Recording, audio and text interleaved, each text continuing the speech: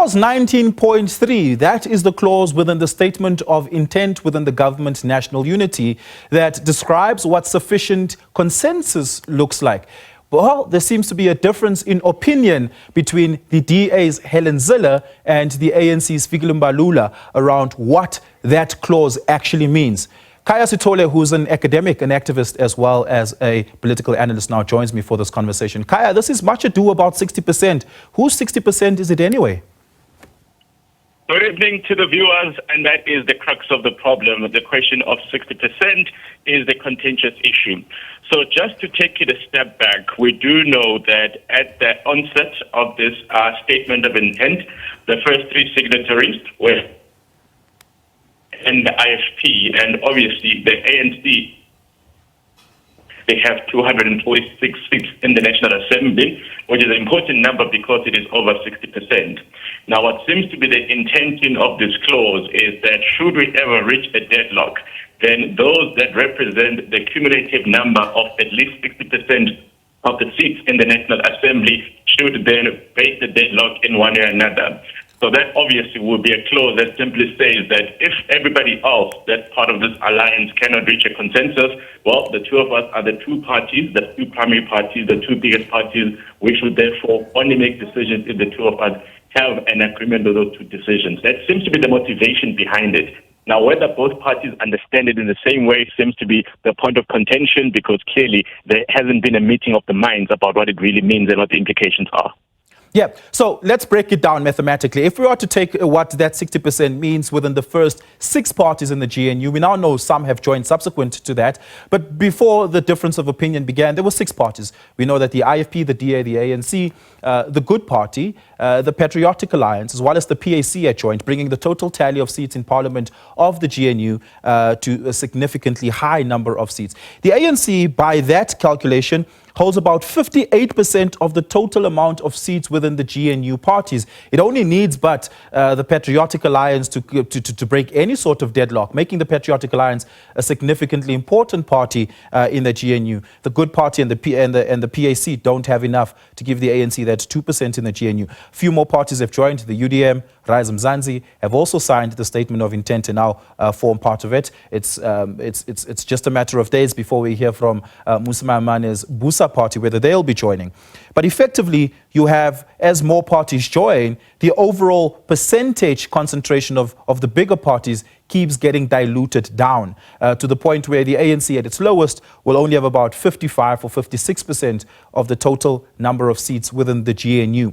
It means within the GNU, when they meet, when the Consultation Council meets, the ANC at all times will be able to cross the line if it has the PA on its side.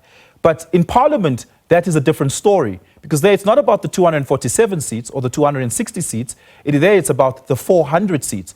How could they potentially overcome that tense difference between what you can agree to in the GNU versus what can translate into Parliament?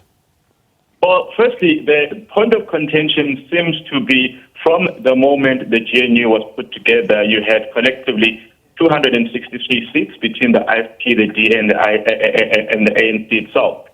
Now, the implication of that is that if the 60% clause only applied to the members of the GNU, well, even from day one, the DA could not have blocked anything because they only owned 33% of the seats within the GNU. So this is clearly a clause that will be meaningless to the DA because, as you rightly said, the IFP or the download Patriotic Alliance and the concentration. Okay, I'm going to have to stop you there. Your line is just cutting intermittently and breaking out.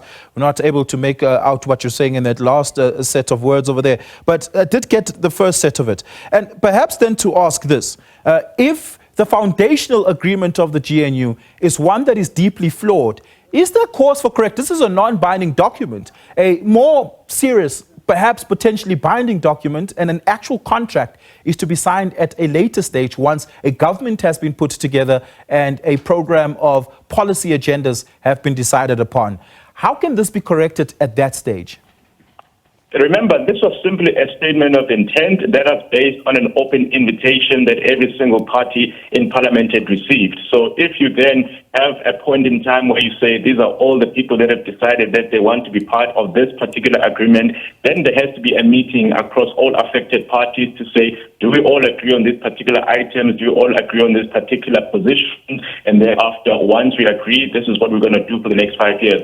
So there was always going to be a subsidiary, a secondary, and perhaps a more binding agreement once we know exactly what's going to be part of it. So the statement of intent was really based on an open invitation. At some point in time, we have to get back to the question of, well, who has accepted the invitation and how do we craft it together? Do you see a world within which Bantu Olumisa, Songezo Zibi, Patricia de Lille are becoming ministers in this GNU cabinet? Khaya? Oh, sorry, there was a reference to another person. There were two people speaking at the same time, so please repeat that. My apologies. Do you see a world within which the UDM, Rise Mzansi, the Good Party, the PAC are getting ministerial seats in this Government of National Unity cabinet? I think what is that obviously you do not want this cabinet to be a matter of just the ANC and the DA. So it will be in the interest of the entire spirit of the agreement to say, we are spreading the pie across everybody who has experience and intent to be part of this. So this of some influential positions. Now, they may not necessarily be frontline cabinet positions, but something that confers an element of authority to acknowledge the participation in this inclusive agreement would be ideal. So therefore, you expect those parties to get something out of this allocation. Yeah, political analyst Khaya Sithole, thank you so much for your time. Really do appreciate it.